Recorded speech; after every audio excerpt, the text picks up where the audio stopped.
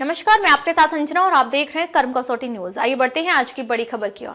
KDA board बैठक में 29 साल से फंसी योजना को स्वीकृति। 5 गांव में 153 हेक्टेयर भूमि पर लॉन्च होगी योजना।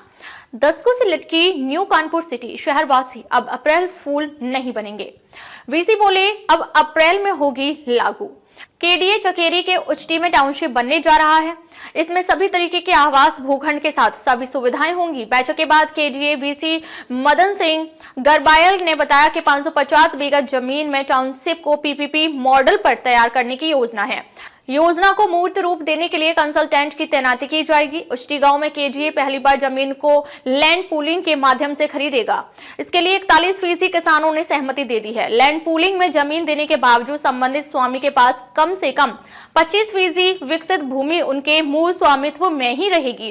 केडीए बोर्ड ने सर्वसम्मति से बिन गवावासीय योजना को खत्म कर दिया है।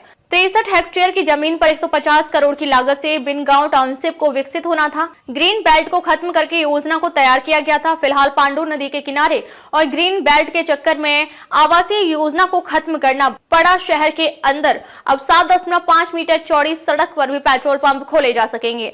पहले 9 मीटर चौड़ी सड़क पर ही पेट्रोल पंप खोलने का प्रावधान था।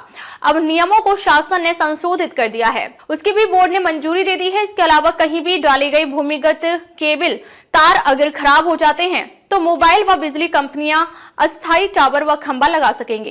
बोर्ड की बैठक अभी संपन्न हुई है, तो कानपुर के विकास के संबंध में बहुत सारे हमारे प्रस्ताव थे।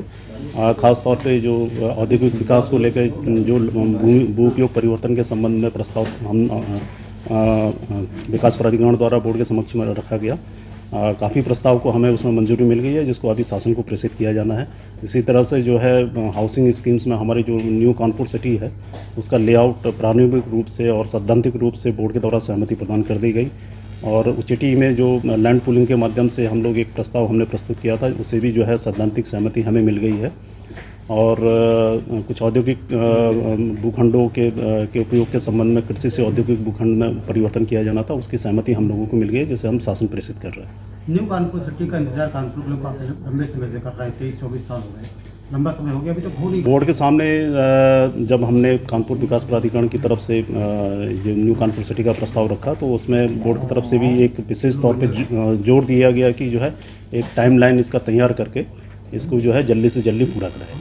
लैंड पूलिंग की बात की आपने, तो कानपुर में नया शब्द है, किस तरीके से लैंड पूलिंग होगी? किसानों को कैसे जिनकी जमीन ली जाएगी, क्या फ़ायदा होगा, उनको क्या दिया जाएगा? देखिए, अफोर्डेबल हाउसिंग में सब एक चीज़ ये रहती है कि जितनी महंगी ज़मीन जो है केडीए खरीदेगा, उतनी ज़मीन जो है महंगी हम हमारे आवंटी को दे पाते हैं। तो लैंड पूलिंग का सीधा सिद्धांत यह है कि जो है किसानों से सीधे जो है एक समझौते के तहत उनकी ज़मीनें जो है लेते हुए उनको पूल किया जाता है। उस पर एक टाउनशिप विकसित करते हुए उसमें जो है 25 से 30% तक जो है किसानों को ज़मीन वापस कर दी जाती है, जिससे वो सीधे जो है आवंटी को बेच करके भी लाभ प्राप्त कर सकते हैं या केडीए को बेच करके उसमें लाभ प्राप्त कर सकते हैं। इसमें 2 फ़ायदे हो जाते हैं। एक तो जो पूलिंग के तहत किसान हमसे समझौता करता है उसको एक अच्छा रेट मिल जाता है। दूसरा जो है एक जो गरीब आदमी है जिसको अफोर्डेबल हाउसिंग की ज़रूरत है, उसकी ज़रूरतों को हम पूरा कर लेते हैं। अब तक के लिए बस इतना ही। फिर मिलते हैं एक ऐसी ही बड़ी खबर के साथ। तब तक के लिए नमस्कार और देखते रहिए कर्म कसौटी न्यूज।